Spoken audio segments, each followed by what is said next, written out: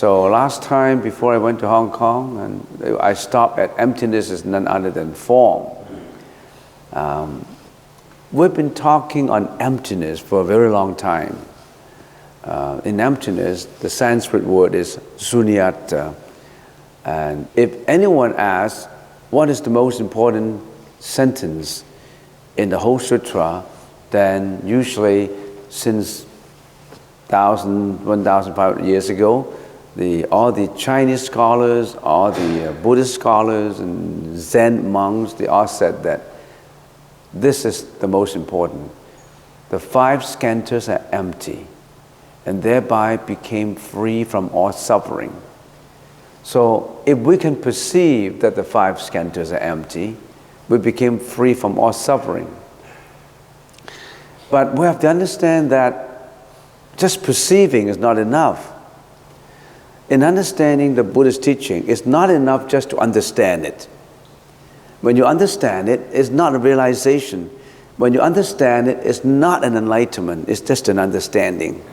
So usually, when we study the Buddhist teaching, we don't stay just at the initial point of just understanding. You have to go to practice it.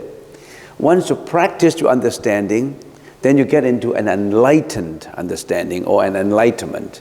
An enlightenment is a deeper understanding, or through practice you have arrived at a certain realization.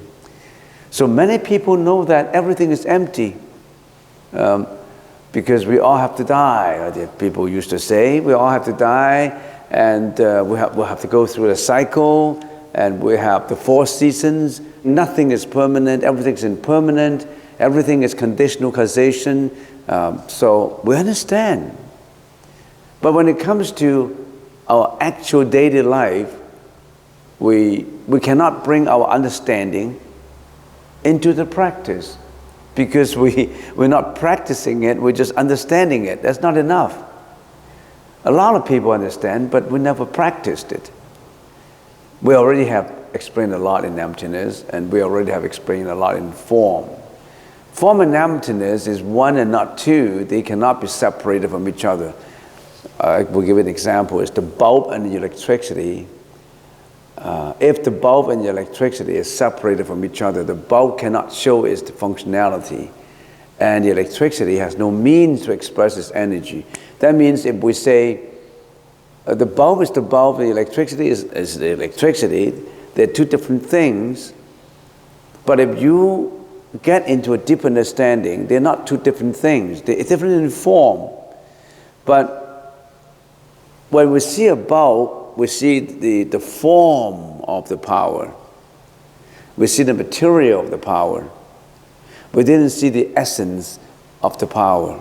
We don't know the actual reality of the power. So if we just attach to the bulb, also that's the electricity, where the electricity comes from. So we don't understand its power. We only understand, we think that that's the bulb is the power.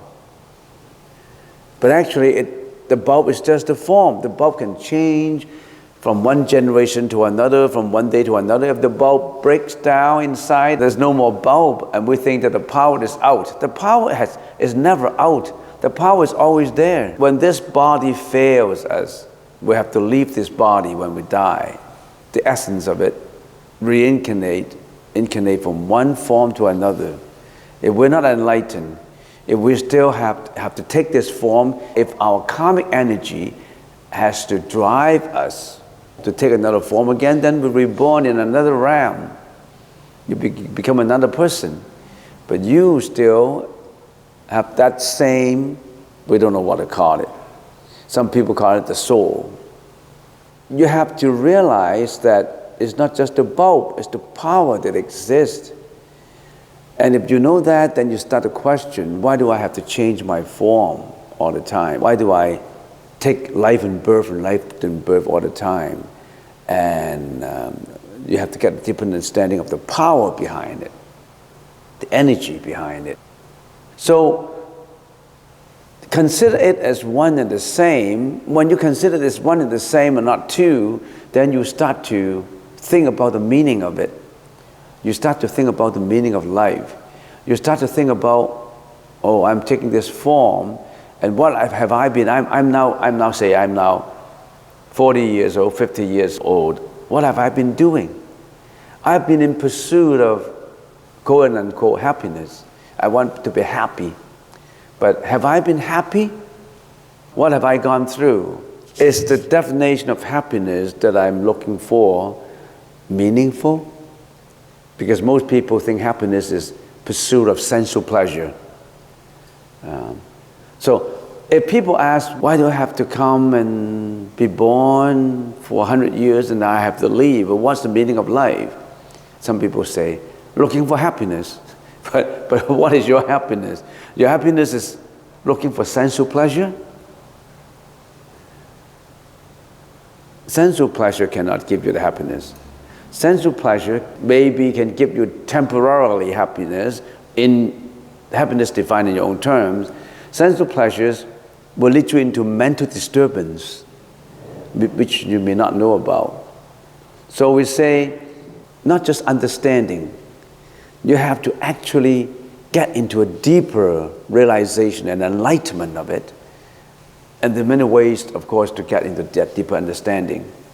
When we say form is emptiness and emptiness is form, the Buddha is reminding us not just looking at the form, looking at what is behind the form. A lot of philosophers say, what is life? Life is in search of the meaning of it, if you go a higher level. Some people say life is in search of happiness, but there are philosophers who say life is in search of the meaning in life. When you go to that higher level, meaning in life, you start to put a lot of questions on how you live. Why do we come here? Why do we get born? And why am I going through all this? So, in search of the meaning of life. Apart from mind, there's no phenomena. In the Chinese language, we said, 心外无法. Apart from electricity, apart from the power, there are no bulbs. Bulb is to express the power. Apart from the bulbs, the mind cannot see electricity, can you? So if there's no bulb, nothing exists, no bulbs, then how do you see there's power? It's hidden. So we cannot say we deny phenomena, we deny forms. Form is no good, no. Because you need form to realize what is behind the form. So that means phenomena exist because the mind is conscious through phenomena. Because without phenomena, the mind cannot be conscious of the reality of it. So form is it, it's emptiness, and emptiness is form. That's the way we understand it. So much about the philosophy of it, and let's get back to the practicality of it. When we say we perceive that the five skandhas are empty and thereby became free from suffering, you should commit this sentence to memory. Avalokitesvara perceive that perception is not just ordinary perception. That is a true enlightenment of it.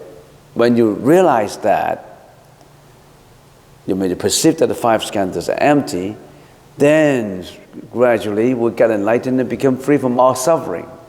And let's get back to what we've been talking about for many years and many lectures, and yet some people may still not understanding it. Who am I? Who are you? Who am I? I am nothing but my body and mind, my senses, which includes the body. You know, how can you have a body without senses? You always have body and senses. So I am my senses, and I also have environments, and I react to environments. That's the reason why I have existence. I have a body, and I have a mind, and then my body and mind react to environments, what is surrounding me, and I'm nothing but this. I'm nothing but body and mind react to environments, and I exist for 100 years in the process of this reaction. But don't you have to understand further what are these senses, What are these environments? And what actually is this reaction? Do you think you have to understand deeper into it so that you know what the Buddha is talking about, so that you know how suffering exists, how suffering arises, and why did the Buddha 2,600 years ago, he abandoned his throne to be the king, he abandoned all his luxuries and enjoyment and sensual pleasures, enjoyment, and he went into the woods to search for that meaning of life, to search for that higher meaning of life. Nowadays, what are we searching? We're searching for sensual pleasures. We want the eyes to enjoy what we are seeing, the nose to smell, tongue, everything our senses react. We want to create that mental sensual pleasure, which is of course impermanent. In the process of searching for it, a lot of mental disturbances come up, because many of these sensual pleasures is nothing but a stimulation of the hormones inside the body, and you think that is happiness. Let's get a little further. So we say we have senses, we react to environments. Of course, we have eyes. The eyes see materials and created eye consciousness. The ears listen to sound, create ear consciousness. The nose smells, nose consciousness. The tongues taste, so you have the tongue consciousness. And then the body. The body is an aggregate of ear, nose, tongue, and all that. In the Buddhist teaching, the body is to describe the whole of you. And the reason why we put eye, ear, nose, and tongue as a separate item is because the Buddha wants to delineate these senses out so that you know how your body reacts to environments. That body here, other than the eyes, ear, nose, tongue, the rest of your body, your kidneys, your heart, everything inside your skin, your bone, the blood, everything inside of you. And then other than that, the mind. The mind reacts to everything, creating the mano consciousness. And these are the 6 senses. How do we relate to the 5 cantos of the Sutra? The Sutra explains this I, the senses, its environments, its reactions, with a little bit of activity in it, with a little bit of action in it. It tells you more about how you perceive, how you conceptualize, how you carry out into actions, and how is your consciousness created. So actually, I've been showing you this slide many, many times. My suggestion to you is you can always meditate on this. You don't have to read a lot of books to find out this meaning. Just take every word and think about it. Then you understand. Then you get deeper into who are you and who am I. Emptiness is form. Form is emptiness. It is saying the eye, ear, nose, tongue, body, and mind is conditional causation. Conditional causation. You have eyes because all these conditions fulfill for you have the eyes. Many people don't have the eyes because they don't have the conditions to have that eyes. Or some conditions destroy the eyesight. Ears, nose, body is all the same. When you have all the conditions for the senses and the body to exist, how do you use it? How do you use your body? How do you use all your senses? What do you use it for? We use it for creating bad karma. Your eyes create bad karma. Your ears, your nose, the tongue, the body, your mind is creating a bad karma for you. We don't appreciate too much about our senses in the true sense of appreciation. I always remember the article that I've been repeating. I got some satori or slight enlightenment from Helen Keller's article on Give Me 3 Days of Eyesight.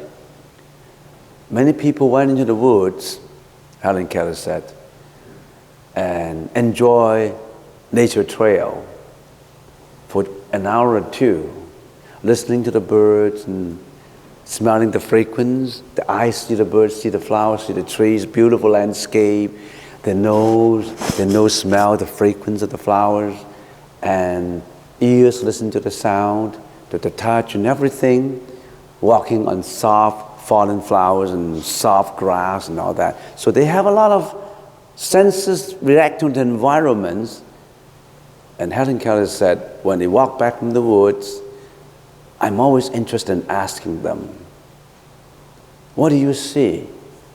How do you feel? I don't have eyes. I don't have ears. I can't talk. I can only smell. I cannot see. I cannot listen. I cannot talk. So I'm deficient in many of my senses. You've been to the woods. Can you tell me what happened? And Helen Keller said the usual answer is nothing in particular. Nothing in particular? That applies to many people. They have eyes, they have ears, they have nose, they have body. What did they use those to do? You know what you use your body to. Some people use their body to steal, their tongue to lie, their mouth to eat animal flesh, their mind to create a lot of things. How have you been using your senses? Do you appreciate the reality of the senses? Do you appreciate senses and use it for enlightenment? Do you appreciate senses to use it for compassion, for helping? Or you use it for hurting? Or you use it for selfishness, for egoistic actions? That really gives us a lot of thinking, a thought to the meaning of life. Some saints been using their senses to do a lot of meaningful things, to raise the meaning of life at a higher level. Ask yourself the questions. What have I been doing in life? Have I been wandering? Have I been looking for things? Have I been looking for sensual pleasures? Have I hurt people? What have I been doing? Have I been conducting my life in the most meaningful way? Or some people don't even think about it. They're just in search of sensual pleasure, stimulation of the hormones. And they die without knowing the meaning of life. And then enroll into the next karmic cycle. But I think since all these people are here, maybe we should really ponder and think about it and pursue another lifestyle. A lifestyle that is in search of a higher meaning of life. A lifestyle that is appreciating our senses and body and making use of these senses of bodies to pursue something higher level. Let's say not the Buddhist teaching, because we've been biased into, are you talking about Buddha? Maybe in search of something that is of a higher level.